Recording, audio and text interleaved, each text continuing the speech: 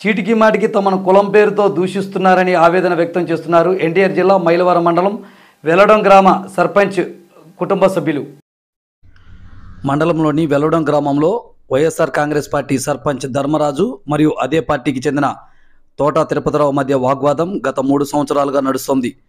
తాజాగా ఈరోజు కూడా వాగ్వాదం చోటు చేసుకుంది.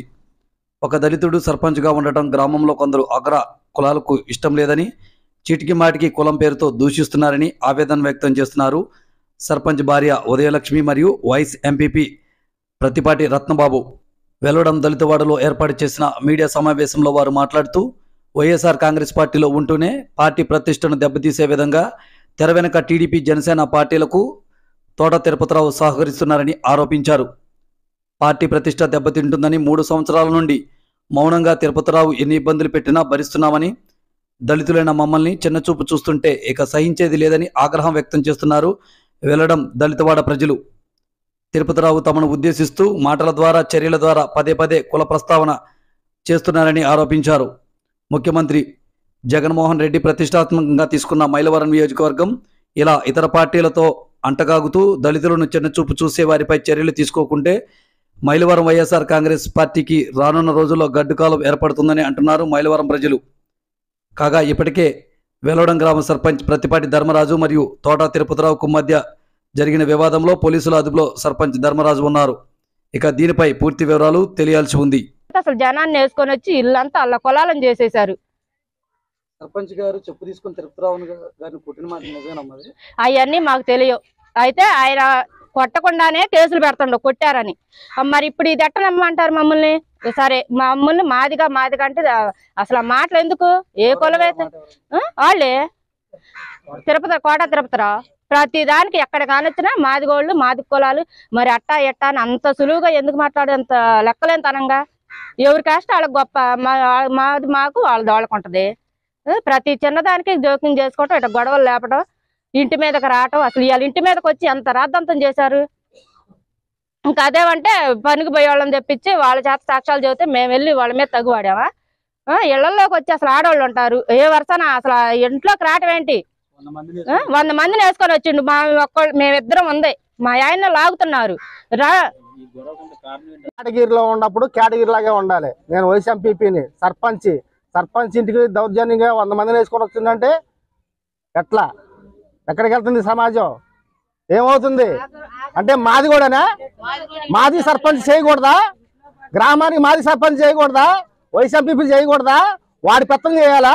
వాడి పెత్తనం ఏంటి? వాడికి ఉన్నదేంటి, మాకు లేనిదేంటి? గ్రామానికి ఏంటి? నిలబడమను, గెలవమను. 5 సంవత్సరాలు కాకపోతే 100 సంవత్సరాలు చేసుకోమను. మాకు అధికారం ఉంది. జగన్మోహన్ రెడ్డి గారు మాకు ఇచ్చిండి ఎస్సీ రిజర్వేషన్ తరఫున. మా ఓడి నిలబడండి ఎస్సీ మాదిగా. చచ్చినట్టు మంచి చేస్తాం కానీ అన్యాయం చేయం. వాడి పెత్తనం ఏంటి? వాడి సంబంధం ఏంటి? పంచాయతీలో ఏ పని చేసినా ప్రతి దానికి అడ్డమే. అనివరెడ్డి గారు, రాంభూపాల్ రెడ్డి గారు అర్జునవాడికి ఎన్నో గవర్నమెంట్ నిధులు కూడా సాధించి డ్రైనేజీలు వేశారు, సిమెంట్ రోడ్లు వేశారు. వాడికి ఇష్టం లేదు. వాడికి ఏంటికి ఇష్టం? వాడితో సంబంధం ఏంటి? వాడికి ఏం పని? మాదిగోళ్ళు బయటికి రావడం వాడికి ఇష్టం ఉండదా ఏంటి? మొత్తం వాళ్ళే వెళ్ళాలా? బియ్యం దందా చేసేది వాడు, రియల్ ఎస్టేట్ దందా చేసింది వాడు, జైల్లో 4 రోజులు నూజివేడ్ జైల్లో సబ్ జైల్లో చేసినాడు వాడు బామ్మరు బియ్యం దందా చేసి జైల్లో కొనుక్కించింది వాడు. మేము దందా చేసిన మా పర్సెంట్ దందా చేశారు. ఒక్కరోజైనా జైలు జీవితం గడిపిన సాక్ష్యాలు చూపించుకోండి. రియల్ ఎస్టేట్లో దందా చేసేసి 4 రోజులు నూజివేడ్ జైల్లో ఉండవు. వాడు బామ్మర్ది బియ్యం వ్యాపారం చేసేసి నూజివేడ్లో సబ్ జైల్లో 3 రోజులు 5 నెలలు 6 నెలలు ఉండవు. ఆ పగ పెట్టుకొని వీళ్ళు ఎట్టని సరే చేయకూడదు. వీళ్ళకి మంచి పేరు వస్తుంది, పార్టీకి మంచి పేరు వస్తుంది, రాంభూపాల్ రెడ్డి గారికి మంచి పేరు వస్తుంది. ఇతనుంటే మన ఆటలు సాగం అనుకొని ఏ రకంగానే కసి కట్టుకొని మా అర్జున వాడలకనే ముందు పోయిచ్చేసి నైట్ కాపలా పెట్టించేసి చంపితే నేనే ఏలుకోవచ్చు. ఎవరు రెడ్డి అనేవాడు ఎవడు రాడు, ఈడు పోతే రెడ్డి అనేవాడు ఎవడు రాడు, అందరూ దడుచుకుంటారని చెప్పి ప్లాన్తో వాళ్ళ బామ్మర్ది, వాళ్ళ మేనలుడు ప్రజెంట్ వాళ్ళ అమ్మ కూడా వచ్చింది బయటికి. ఇక వాళ్ళ అమ్మ కూడా ఇష్టం వచ్చినట్టు మాట్లాడుతుంది. ఆడ కూతురు అనుకుని మెలకుండా మాట్లాడుతున్నాం. చెవుల్లో దూదులు పెట్టుకుంటున్నాం. మాట్లాడుతుంటే వాళ్ళు మాకు మాటలు వస్తాయి, మాకు బూతులు వస్తాయి, వాళ్ళకైనా ఎక్కువ బూతులు వస్తాయి. కానీ సభ్య సమాజంలో పనికిరావు అవి. అర్థమైందా?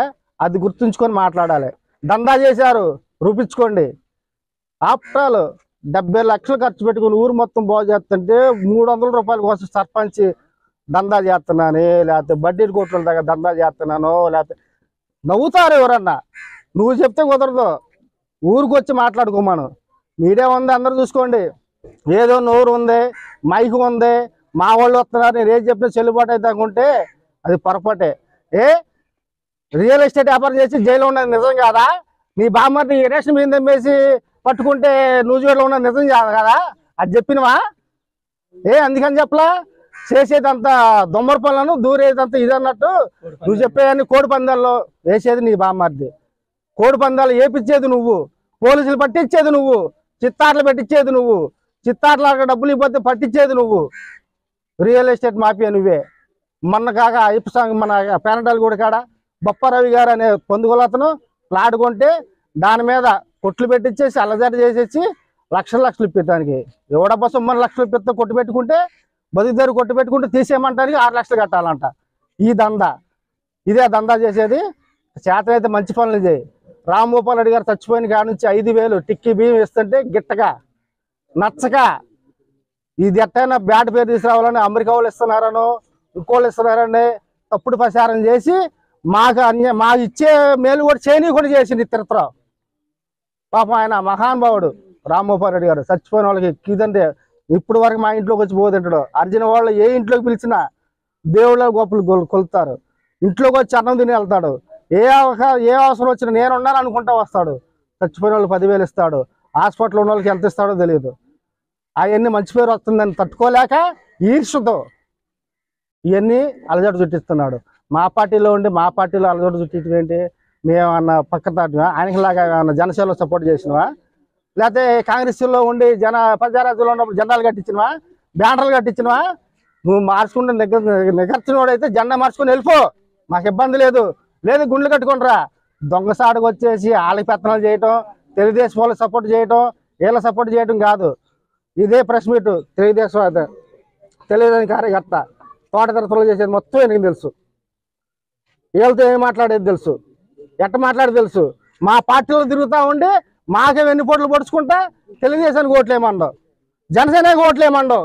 ఇతనే సాక్ష్యం. ప్రభాకర్ కూడా సాక్ష్యం. ప్రభాకర్ పంచాయతీ కూడా మా దగ్గరికి వచ్చింది రామ్మోహన్ రెడ్డి గారి దగ్గర 5 లక్షలు నాకు ఇప్పించేసి నేను గెలిపిస్తాను నిన్ను గెలిపిస్తాను అని చెప్పి మా పార్టీలోనే ఉండి అతనికి సపోర్ట్ చేసిండు, డబ్బులు కూడా ఇప్పించిండు. ఆ పంచాయతీ కూడా రామ్మోహన్ రెడ్డి గారి దగ్గర ఉంది. బాగానే మనం పనికిరాదా అని చెప్పి మేము వెళ్ళకుండా ఉన్నాం. ఇప్పుడు వరకు కూడా ప్రెస్ మీట్ ఇంటికి పొలాన్ని తీసుకొని వచ్చింది కాబట్టి ప్రెస్ మీట్ పెట్టాల్సి వచ్చింది. పార్టీ తరఫున చెడ్డ పేరు తీసుకురాకూడదని. పద్దాలు మట్టి దండ అంటాడు. మట్టి దండ ఎందుకు చేయాలి? పంచాయతీ కట్టును 300, టాటోలు కట్టును, బట్టి వాళ్ళు తోలుకున్నారు. అలాగే మేము కూడా అప్పు చేసుకొని మట్టి తోలుకుంటే డంపు చేసుకుంటే ₹1 వచ్చిందని అనుకుంటే దానికి అడ్డం తిరుగుతున్నాడు ఆడువాడు బామ్మర్ది. ఎందుకని? మాతో పాటు తోలుకున్న బట్టి వాళ్ళు తోలుకున్నారు, పక్కన వాళ్ళు తోలుకున్నారు వాళ్ళ మట్టి అంతా వెళ్ళిపోయింది. మా బట్టి ఎందుకు వెళ్ళకూడదు? ఏంటి నీ పగ? ఏంటి నీ అలజడి? ఏంటి నీ ఇది అధికారం? ఏంటి ఎందుకు వెళ్ళకూడదు? దాని గురించి మాతో పాటు తోలుకున్నారు అందరూ వెళ్ళిపోయినాయి కాబట్టి బట్టి వాళ్ళు మొత్తం తోలుకున్నారుగా. వాళ్ళు ₹1కి ₹100 అమ్ముకుంటున్నారు కాబట్టి మేము కష్టపడి పార్టీ తరఫున మేము ఉండి పంచాయతీకి 300 కట్టి, టాటర్కి 300 కట్టి డంపు చేసుకొని ₹4 ఏదో చూసుకుందామని అప్పు చేసుకొని బొప్పు చేసుకొని కౌలు పొలాలను తీసుకుంటే మా దానికి మట్టి అడ్డం తిరుగుతుండు. మా దానికి ఎందుకు అడ్డం తిరగాలి? ఎన్నమెంట్ లేవు, అది అందరికి ఎందుకు తిరగలాడు? ఎందుకని? ఎస్సీ వాళ్ళు బాగుపడకూడదా? ఎస్సీ వాళ్ళు పెత్తనం చేసుకోకూడదా? మాదిగోళ్ళు అధికారం చేయకూడదా ఏంటి? ఎందుకని? వాడు పెత్తనాలు ఏంటి, వాడు ఆగడాలు ఏంటి, వాళ్ళ బామర్థాలు. మీరు సరైన నిర్ణయం తీసుకొని మాకు సరైన న్యాయం చేయాలని కోరుకుంటూ దండం పెట్టి